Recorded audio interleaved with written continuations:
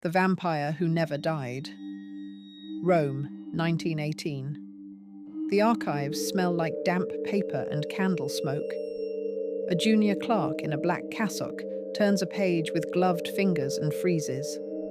The ledger is from 1347, Avignon, a register of the dead written in a hurried Latin hand. In the margin, a single name is circled in brown ink. He thinks it's a curiosity. Then he finds it again. Same name, same tight, elegant script. In a plague list from Venice, 1630. Then again in a battlefield report from 1648. Then again in a parish death book from Paris, 1793. The handwriting does not age. The ink changes. The world changes. The hand does not. He lays the books in a row, different centuries, different languages, the same delicate hook on the first letter, the same thorn-like flourish on the last, the same name written in the same hand, beside other names crossed out, while this one is never crossed out at all. The plague ended, the wars ended, the empires crumbled, but this name kept appearing, whispered in monasteries, stamped in confiscated reports, etched into the margins of disaster. Every death cluster needed a culprit. They blamed her. No one ever found her body. Tonight, I will show you the name. Act 1. The first name. It begins in Avignon, 1347. The Black Death has just reached the papal city, carried on ships swollen with rats and fleas. The streets reek of lime and smoke. Carts of corpses roll to hastily dug trenches. Priests with wax-stiffened robes stagger through alleys, reciting prayers too quickly to mean them. Among the registers of the dead, one priest writes his notes in the margin. He lists the bodies by family, house, and street, scratching lines through each name once burial is complete. But one entry is never struck out. Selene di Sangue. The villagers whisper that she walked among the plague carts at night, her veil pale and her eyes red in the lantern light. Children left bread on the steps of the church, not as offerings to God, but to her, to keep her moving past their door. By winter, Avignon has lost 2/3 of its people. The trenches freeze over. Yet in the margins of the death registers, Selene's name is written again and again, each in the same hand, neat and untouched by the chaos of the scribe. The priest does not mark her as buried. He does not cross her out. He only adds a note beside the name, Semper Vivit. She lives still. 600 years later, when Vatican archivists open this book, they find the ink brown and brittle, the handwriting faded, but Selene's name still glimmers, as if the page itself refuses to let it die. Act 2.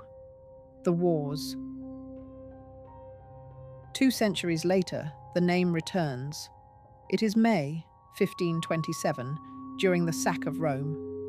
German mercenaries storm the city, slaughtering priests and dragging relics into the mud. A young soldier, wounded and delirious, writes in his diary about a woman gliding through the smoke-choked alleys. Her gown is crimson, though he never sees her wounded.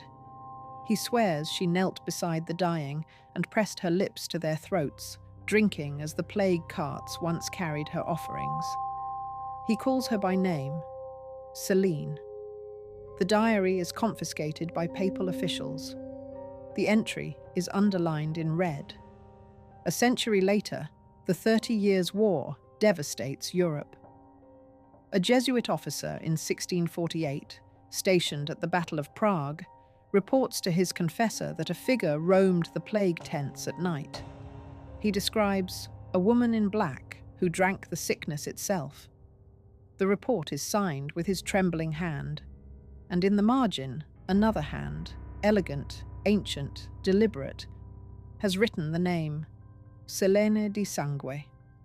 The centuries grind on, empires rise and fall. During Napoleon's campaigns, French surgeons whisper of a shadow visiting military hospitals. Dying men speak of a pale woman who bent low over them, her breath cold, her eyes burning like coals in a field of frost.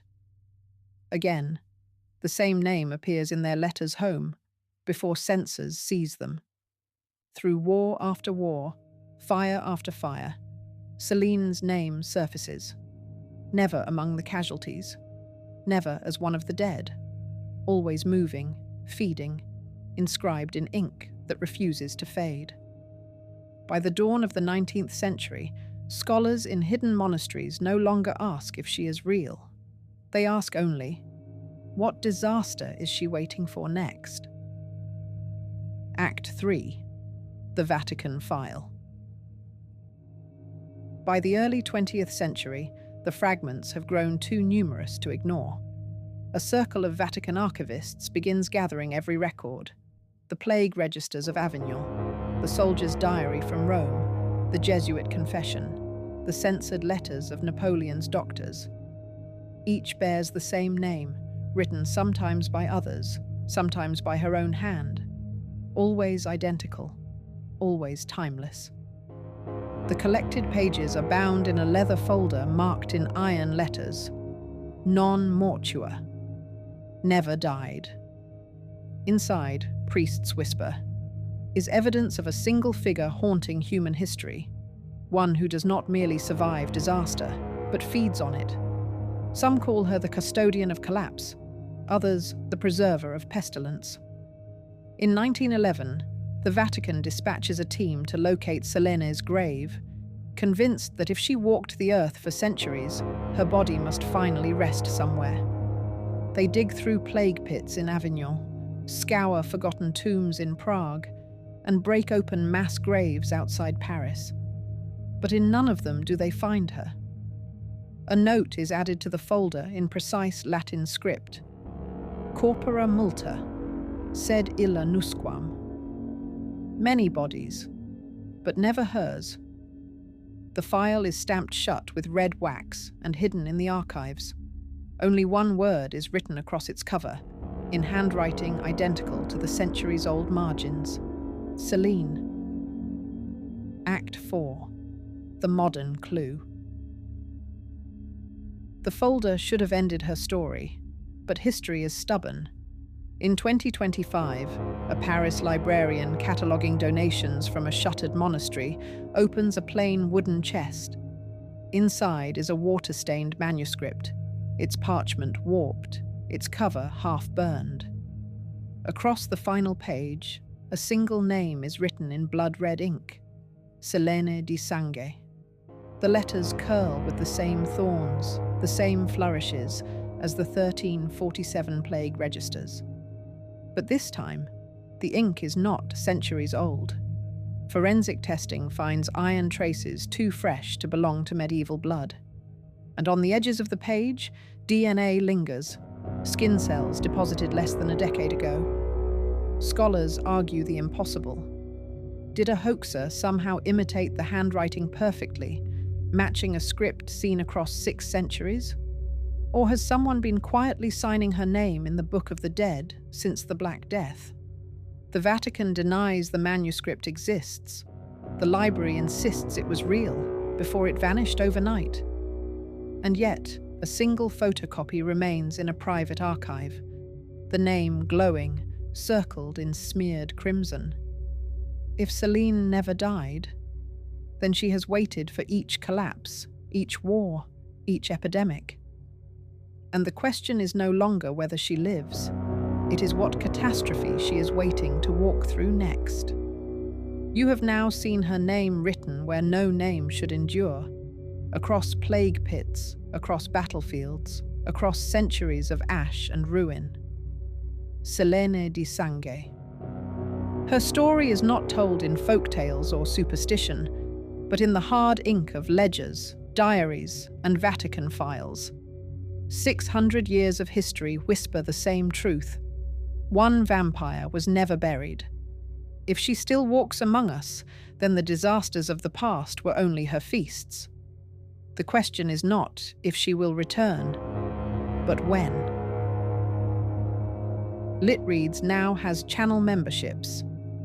If you'd like to support the channel and unlock exclusive perks, like loyalty badges and a place among the acknowledged, you can join the Reader's Circle below. It's a small way to help keep the library doors open, links in the description.